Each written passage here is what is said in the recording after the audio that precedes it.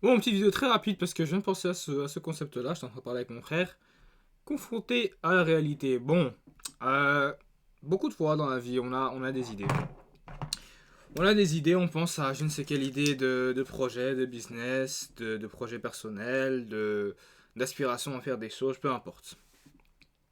Et bon, ces idées-là, elles restent dans notre esprit, elles restent stuck dans notre esprit, elles bougent pas et on passe des jours, des mois, je sais pas, des semaines à se ruminer ce genre de pensée, à imaginer des cas, des possibilités, des si il se passe X, il va se passer Y, ou si je fais ça de telle manière, il va se passer machin, etc. etc. On tombe dans un très gros piège. Et au lieu de juste passer à l'action, etc., on passe toute notre vie à y penser, etc. Et au final, on ne fait rien, ou ouais, techniquement, on ne fait rien et on n'avance pas, et du coup, on reste bloqué dans, j'ai même pas besoin de rentrer dans les détails parce que bon, je pense que c'est un peu évident pour tout le monde et tout le monde peut s'y reconnaître. Et on reste bloqué dans un sorte de cercle vicieux où on fait absolument rien. On fait absolument rien, mais on se ment en soi même qu'on avance, etc. Alors qu'on n'a pas du tout avancé. Genre, techniquement, si tu regardes la réalité, le but ici et le point principal, et comme c'est écrit ici, confronté à la réalité, c'est la réalité. C'est pas l'esprit, c'est pas ce à quoi tu penses, c'est pas ce. Le truc, c'est.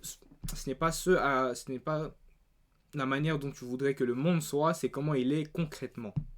Parce que dans tes pensées, c'est voilà, c'est si j'avais X, Y, Z, si je faisais tel truc, voilà, le monde serait de telle sorte et ma vie serait X, Y, Z. Et du coup, tu y penses, tu y rumines, etc., etc. Et cetera. Et tu penses à quelles actions tu peux faire pour y arriver. Sauf que, ok, ça c'est la manière dont tu aimerais que le monde soit. Ok.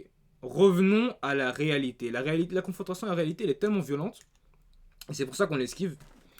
C'est pour ça qu'on esquive et on reste dans nos pensées, etc. C'est parce que la confrontation à la réalité, genre, genre revenir à la réalité après toutes ces pensées, te dire ok, mais aujourd'hui je suis où.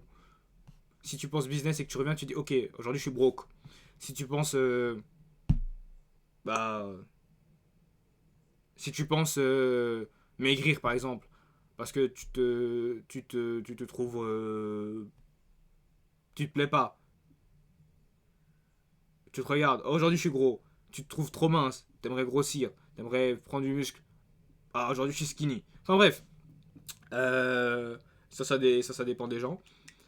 Mais, ouais. Et on l'esquive juste parce que, voilà, la confrontation à la réalité, c'est tellement dur. Genre, t'as beau avoir tous les rêves, etc. La réalité va toujours te frapper. Genre, la réalité, elle est froide. Elle est froide, genre, c'est un mur, elle est froide, elle est ce qu'elle est. Genre, ça peut faire mal, mais je sais ce que c'est. Et genre, si tu vis dans le déni, etc., et dans des schémas de pensée idéaliques, utopiques que tu te fais, Euh, plus tu traînes, et plus longtemps tu rumines, enfin, tu rumines, et au plus longtemps tu laisses tes idées couler dans ce genre d'environnement, au plus, lorsque tu vas revenir à la réalité, ça va faire très mal. Et du coup, pour réduire cette douleur-là, bah, réduis la fenêtre temporelle entre la pensée et l'action et confronte la réalité le plus rapidement possible. Comme ça, au moins, je pense que si ça flop, ça fera peut-être moins mal. Dernièrement, ne sois pas comme ce mec-là. Et puis voilà.